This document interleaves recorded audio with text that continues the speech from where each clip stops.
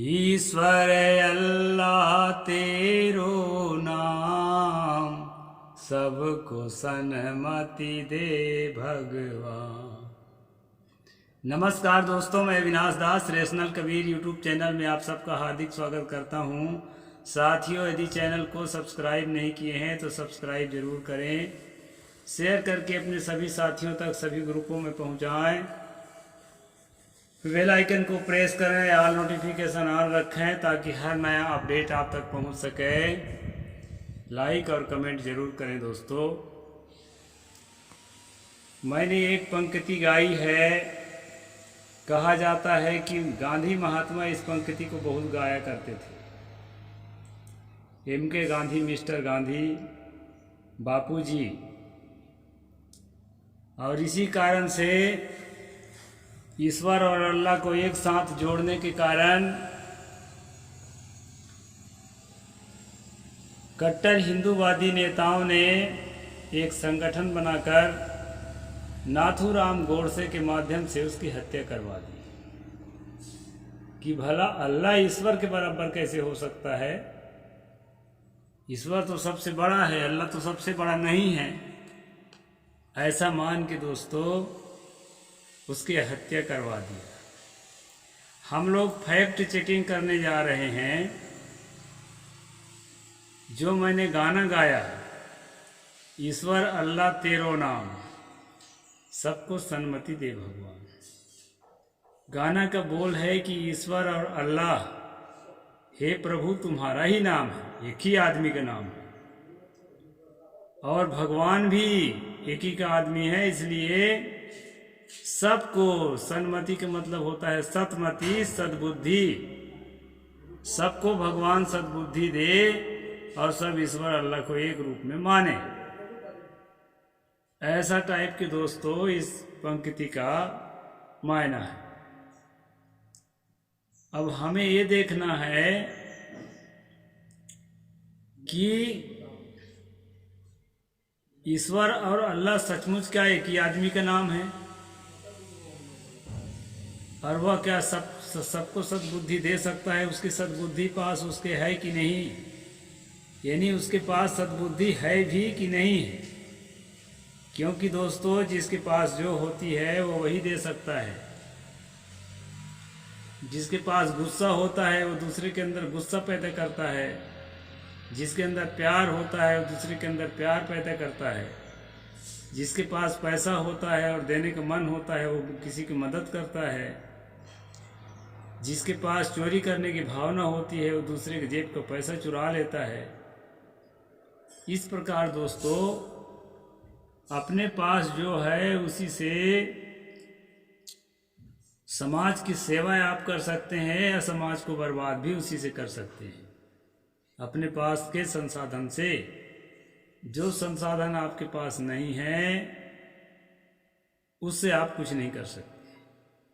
इसलिए हमें यह देखना है दोस्तों, ईश्वर अल्लाह तेरो नाम, सबको सन्मति दे भगवान।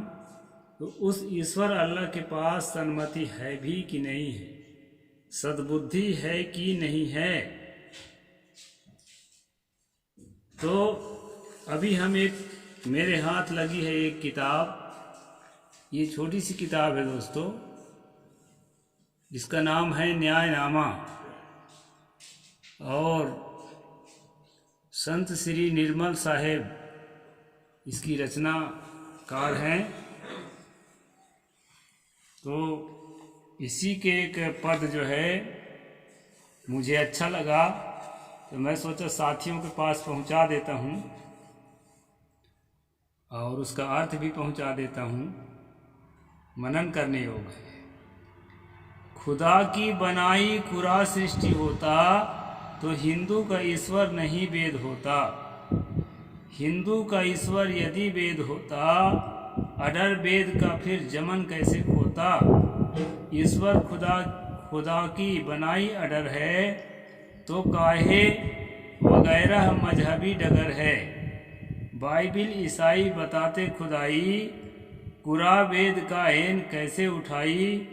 हिंदुस्तान में वेद का है अडर, अरबिस्तान में कुरा का है जबर। यहाँ पर जबर के मतलब है,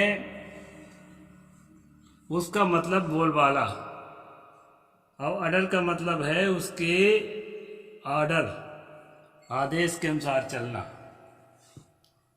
तो यहाँ पर दोस्तों ये बताया है लेखक कि यदि कुरान, जो मुसलमानों का मुख्य धर्म धार्मिक किताब है, कुरान और ये पूरा संसार यदि खुदा का ही बनाया हुआ होता तो हिंदू का ईश्वर और वेद अलग से नहीं होता, क्योंकि कुरान में ईश्वर और वेद का वर्णन नहीं है। और यदि ईश्वर और वेद सचमुच संसार के कर्ता धर्ता होते और उस कर्ता धर्ता का लिखा हुआ वेद होता तो उसमें अल्लाह का भी जिक्र होता और वो बताता कि भाई देखो, कोई अल्लाह कह के पुकारे ना तो उसको समझ लेना वो मेरा ही नाम ले रहा है, और उसको सताना मत, क्योंकि वो और मैं शब्दों का अंतर है, नाम का अंतर है, एक ही आदमी है। तो ऐसा कहीं भी किसी वेद में नहीं कहा गया है दोस्तों, न किसी धार्मिक किताब में कहा गया है और ना ही कुरान में कहा गया है कि ईश्वर जिसको कहते हो ना वो मेरा ही नाम है, इसलिए ईश्वर के भजन करने वालों के साथ लड़ाई मत करना, ऐसा नहीं कहा गया है। तो ये कैसे मान लिया जाए कि गांधी महात्मा जी बोल रहे हैं कि ईश्वर अल्लाह तेरो नाम, सबको सन्मति दे भगवान, और उस भगवान के पास सन्मति है भी कि नहीं? क्योंकि यदि मान लेते हैं कि वही ईश्वर है, वही अल्लाह है, तो गाय की कुर्बानी देने पर ईश्वर अल्लाह खुश होता है, बकरी की कुर्बानी देने पर ईश्वर खुश होता है, क्योंकि वैदिक काल में बकरा बकरी को काट काट के, वैसे तो गाय काटने का भी विधान कई जगह मिल जाते हैं, तो काट काट के हवन करने में, परमात्मा को अपने ईश्वर को खुश करने में ब्राह्मण लोग मगन थे। और उधर मुसलमान आज भी गाय को काट के ईश्वर को खुश करने में मगन है, कई देशों में जहाँ बीफ में प्रतिबंध नहीं है। तो सवाल ये होता है दोस्तों कि एक ही चीज का दो तरह के व्याख्या कैसे किया जा सकता है? एक कह रहा है, आज का हिंदू तो ये कहता है कि गाय को काटना जो है, गाय हमारी माता है, बैल हमारा पिता है, इसलिए इनको नहीं काटा जा सकता। और मुसलमान की कोई किताब इनकार नहीं करती कि गाय बैल को काटे कि न काटे। तो यही कंट्रोवर्सी है। अगर ईश्वर और अल्लाह एक ही है तो दो तरह की बात, परस्पर विरोधी बात, वो कैसे बता गया दुनिया वालों को? यहाँ पर ये जो लेखक है इसने अपनी कविता के माध्यम से पूछा है, खुदा की बनाई कुरा सृष्टि होता तो हिंदू का ईश्वर नहीं वेद होता, हिंदू का ईश्वर यदि वेद होता और अडर वेद का फिर जमन कैसे खोता।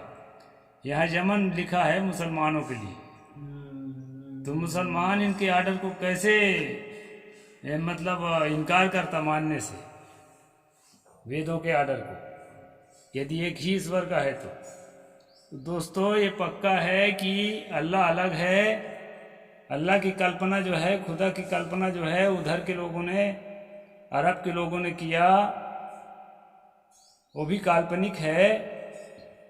और ईश्वर परमात्मा राम कृष्ण की कल्पना जो है इंडिया के लोगों ने किया, और ये भी काल्पनिक है। कबीर साहब एक जगह कहें कबीर झूठे मिल झूठा ठग ही ठग व्यवहारा हो, तीन लोग भरपूरी रहा है ना ही है पतियारा हो। झूठे झूठा है दोनों और आपस में लड़ रहे हैं, सच्चाई है ही नहीं है। क्योंकि दोस्तों इस ब्रह्मांड की उत्पत्ति बिग बैंग से हुई है, सभी वैज्ञानिकों ने इस बात को प्रूव किया है। किसी ईश्वर से, किसी अल्लाह से जगत की उत्पत्ति नहीं हुई है। और बिग बैंग में जो सिमटा हुआ एनर्जी होता है, आज का फैला हुआ ब्रह्मांड है, आज का फैला हुआ ब्रह्मांड भी किन्हीं प्राकृतिक कारणों से सिमट करके बिग बैंग के पहले वाली बिंदु स्थिति में फिर जा सकता है। क्योंकि सदगुरु कबीर साहब ने कहा है, एक ते अनंत भव, अनंत एक हो आए, परिचय भय जब एक ते तब अनंत हो एक माही समाए। और भी कहा है, बूंद जो परा समुद्र में सो जाना सब कोय, समुद्र समाना बूंद में सो जाने बिरला कोय। तो घनत्व के अनुसार छोटी आकृति में बड़ा सामान जो है सिमट जाता है, स्लिम हो जाता है, और जो है विस्फोट होकर के वही छोटी चीज जो है, छोटे बिंदु जो है, घनत्व के अनुसार, घनत्व की कमी के अनुसार फैल जाता है, जैसे कहते जूम हो जाता है आपकी हिसाब से। इस तरह से दोस्तों बिग बैंग का सिद्धांत किसी भी तरह से गलत नहीं है, साइंटिफिक है, इसको हमें स्वीकार करना चाहिए। तो किसी ईश्वर या अल्लाह के द्वारा जगत की उत्पत्ति नहीं हुई है, इस भूल में कोई भी ना रहें। बाइबिल ईसाई बताते खुदाई, कुरान वेद का एन कैसे उठाई। बाइबिल जो है ईसाइयों की किताब है, यहाँ लेखक कहते हैं, उसको भी बताते हैं कि ईश्वर की देन है, पिता की देन है। पिता ने अपने इकलौते पुत्र को दिया, तब उस इकलौते पुत्र ने संसार को दिया, प्रभु यीशु ने, ऐसा बताया जाता है। तो साथियों, कुरान वेद का एन कैसे उठाई, उसमें भी कुरान के समर्थन में बातें नहीं है और न वेद के समर्थन में बातें हैं। वो एक अलग भगवान परमात्मा है, उसके अलग नियम कानून है, उसके सृष्टि रचना के जो प्रोसेसिंग है वो भी अलग है, सबके अलग अलग है। इसलिए हिंदुस्तान में वेद का है अडर, अरबिस्तान में कुरान का है जबर। इन्हीं अरब में जाकर के देखेंगे तो कुरान को ही सही माना गया है, और इंडिया में देखेंगे तो वेद को ही सही माना जा रहा है। जबकि दोनों के दोनों जो है, मैं शुरू में बता दिया, कहे कबीर झूठे मिल झूठा, ठग ही ठग व्यवहार हो। ये ठगों के, लुटेरों के व्यवहार हैं ये वेद और कुरान और बाइबिल। आपके बौद्धिक शोषण करने के लिए बनाया गया है दोस्तों, ये किसी भी प्रकार से आपकी भलाई के लिए नहीं बनाया गया है। चंद लोगों की भलाई के लिए, मानसिक रूप से, स्वेच्छा से उनकी अधीनता स्वीकार करो धर्म के नाम से, परमात्मा ईश्वर के नाम से। इसलिए ईश्वर परमात्मा को कल्पना करके गढ़ा गया है दोस्तों, दुनिया के लोगों को मानसिक गुलाम बनाए रखने के लिए। इस बात को भली भांति समझना चाहिए, और जो सच्चे कबीरपंथी हैं वो तो समझ ही रहे हैं, इसलिए ऐसी किताब लिखते हैं, नहीं कहाँ लिख पाते। और जो नकली कबीरपंथी हैं उनके लिए तो राम भी सही होता है, कृष्ण भी सही होता है, दुर्गा काली भी सही होती है। जो घोर काल्पनिक है उसको भी वो ये आदर्श के लिए बनाया है, वो आदर्श के लिए बनाया है करके जनता को बेवकूफ़ बनाते रहते हैं। कबीर पंथ में ऐसे लोगों की भी कमी नहीं है, और कबीर पंथ में सच्चे लोगों को भी कमी नहीं है, जो आपको स्पष्ट बताते हैं कि ईश्वर अल्लाह ये सब काल्पनिक है, ऐसा कहीं नहीं होता, न कभी हुआ है और न कभी होगा। तुम ही सच हो, तुम्हारा अस्तित्व ही परम सत्य है, ऐसा कबीर पंथ में बताया जाता है। इसलिए अपने अस्तित्व को और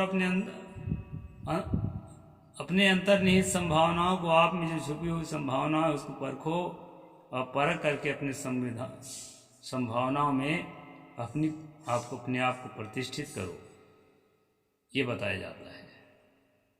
तो दोस्तों, एक पद मैंने आपको सुनाया, इसमें से इस पद को पद नहीं दिगर कहा जाता है, दिगर एक। और आगे किसी दिन और सुनाऊंगा। साहेब बंदगी, जय जोहार, जय भीम, जय भारत।